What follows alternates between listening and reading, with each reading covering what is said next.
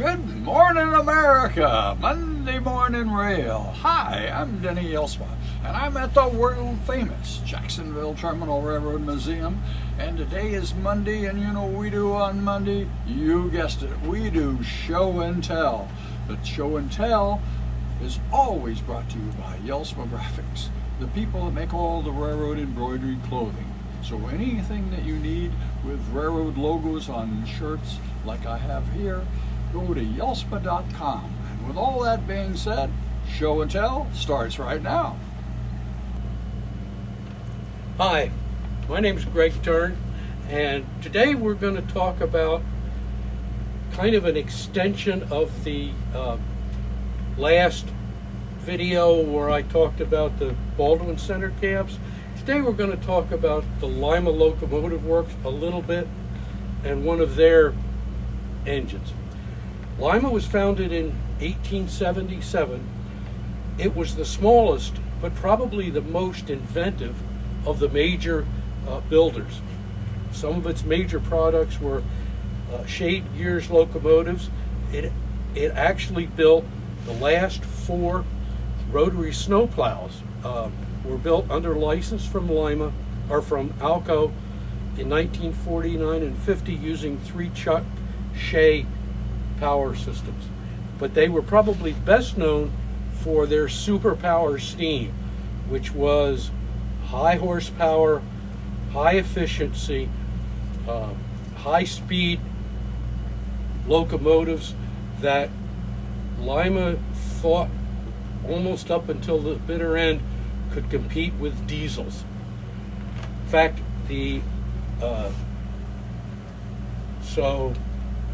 during World War II, just as an aside, they bought Sherman tanks where Baldwin and Alco were producing steam, but they also still produced diesel switchers. Alco really did not get involved in steam or in diesels until 1947 when they merged with General Machinery Corporation, who were actually, General Machine was looking for a more uses for their Hamilton diesel engines.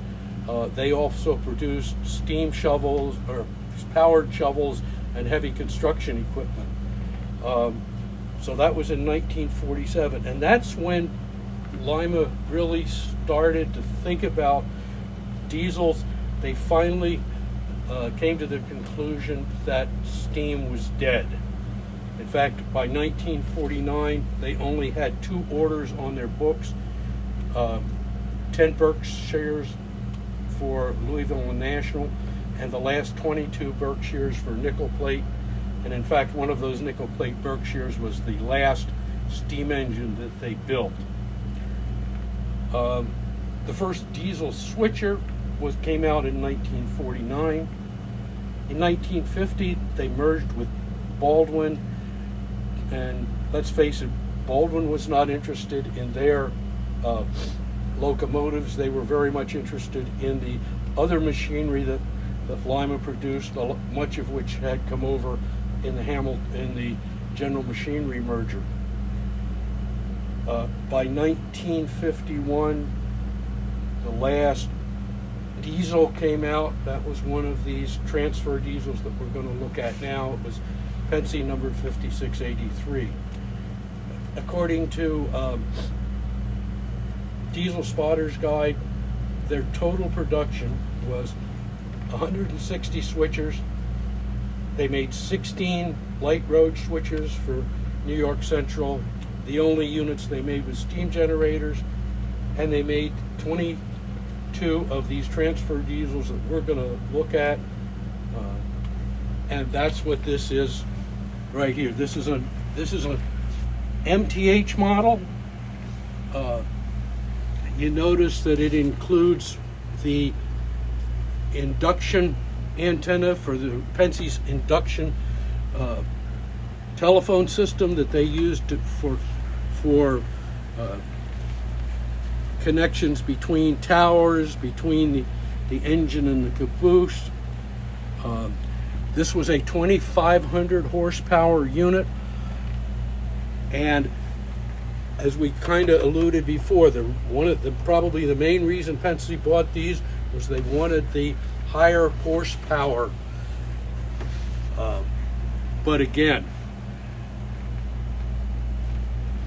I just think it's a beautiful thing. It's one of those things.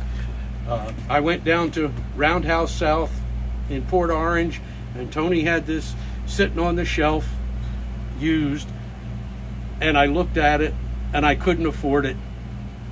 And I came back a couple of more times, and it was still there. And the last time I just had the money, so I bought it. And I think it's a beautiful model of a very rare locomotive. And the other thing I wanted to share with you is just a little bit. You ever have one of those books, you have no idea where it came from, but it's just too interesting to do anything else with? Well, this is the report of the Pennsylvania State Railroad Commission for the 1910 their 1910 report to the state. And I just wanted to, I'll read a couple of little articles, because one of the things they dealt with was complaints. And one we have is Ferdinand Koenig, secretary of the German American Republican League versus Philadelphia Rapid Transit Company. Complaint was made by the following resolution adopted by the German American Republican League. Whereas the cars of the Fox Chase and Germantown division of the Philadelphia Rapid Transit Company are inhumanely and beastily overcrowded, and whereas repeated protests have had no effect in bettering this deplorable condition, therefore be it resolved that we protest to the State Railroad Commission of this disgraceful condition as being presidential to the health and morals of the patrons, and demand immediate relief, and emphatically condemn the asinine management for its willful neglect to furnish proper accommodation. In reply, the respondent advised the Commission that the Germantown service is ample and that the cars are adequate both in number and size, that it is no doubt true that these cars are overcrowded at certain hours, but that no transportation has ever been able to give a seat to every passenger at those hours of the day when several 100,000 people start to travel in the same direction. On the Fox Chase division, accommodations are adequate up to a certain point. Beyond that, the traffic is not sufficient to warrant greater service than is now given.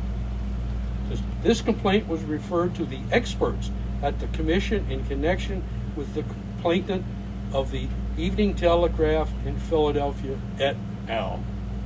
So I may read a few more of these later. I just think there's just really kind of interesting stuff in this book. Thank you. Well, thank you, Greg. That was very interesting to talk about that center cab and O-scale. And Greg is an avid O-scaler, but he still likes our HO here. And it was very interesting to hear from his little book. And we just thank you very much for watching our Monday morning show and tell. Last week we had on Facebook, we had over 11,600 views, and it's just overwhelming. We're on two medias. We are on Facebook, which we need to get more subscribers on that, but on Facebook we have over 11,000 this last, and the week before was 10. So we just thank you for watching and supporting our channel. Greg has 8x10 glossies. He gets a lot of requests to have these signed, and remember, he signs them every Monday morning from 6:30 to 6:40 in the morning. And with all that being said, That's the way it is at the world famous Jacksonville Terminal Railroad Museum, where running trains is an absolute pleasure.